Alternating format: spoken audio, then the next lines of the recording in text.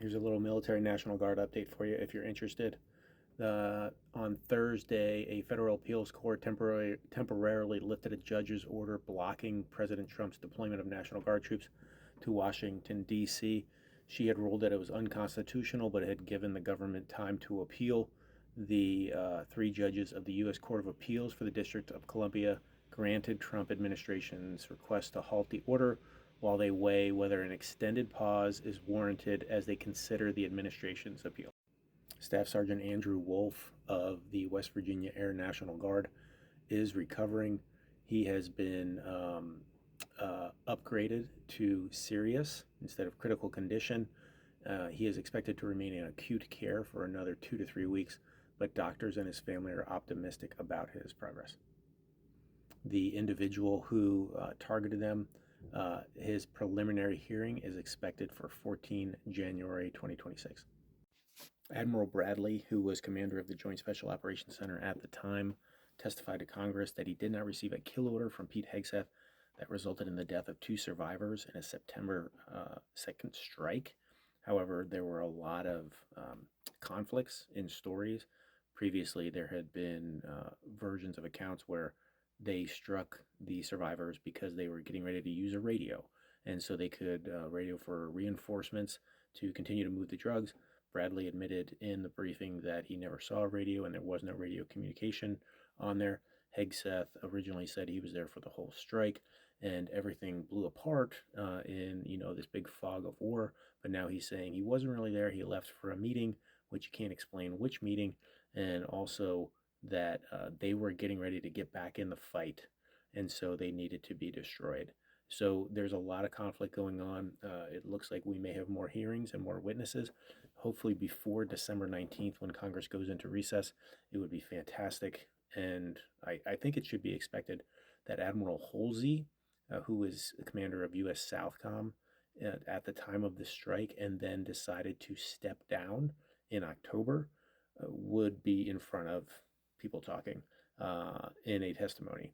We are looking also for that video to be made public, as well as public testimony from Bradley right now. It is still just that classified briefing, so more to follow there.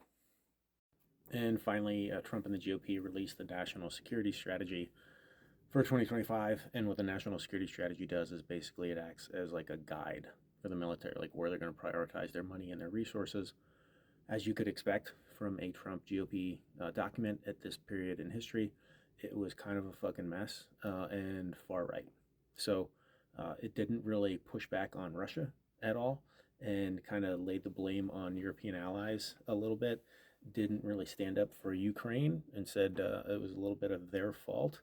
So talked about immigration and how Europe was going to lose basically its whiteness if they didn't watch out. Straight out of Trump GOP's mouth, as you can expect. But it was kind of a mess in that, Europeans need to, carry the load more, but then we kind of need their help with China. And then the China situation was more of a, we would like an economic cooperation with China, but we're going to take steps to be careful about that and protect Taiwan, which that's one thing I'm cool with. It's just there's very little meat to this national security strategy, again, as we expect from a Trump GOP document at this point in history, as far as how those things are going to happen. So how this actually affects our military, which it's a guide for our military. Not quite sure. They of course mentioned the border and immigration and exerting power in the Western Hemisphere, which is what we're seeing them kind of try to do with Venezuela down there, especially where they may be looking at a blood for oil situation where they basically put troops in harm's way so that they can get a regime change and get more oil for Trump and his oil buddies at the sacrifice of several military men and women. So it's definitely right. There are right flavorings in there when they talk about the Europeanness that they want to try to preserve, but a lot of it is economic as well. Like, what is going to be the best benefit for Trump and the GOP from a money standpoint? That's what it's looking like, and I'm sure there'll be a lot more analysis of this. Again, the NSS does not supersede the Constitution or law, so please be aware of that.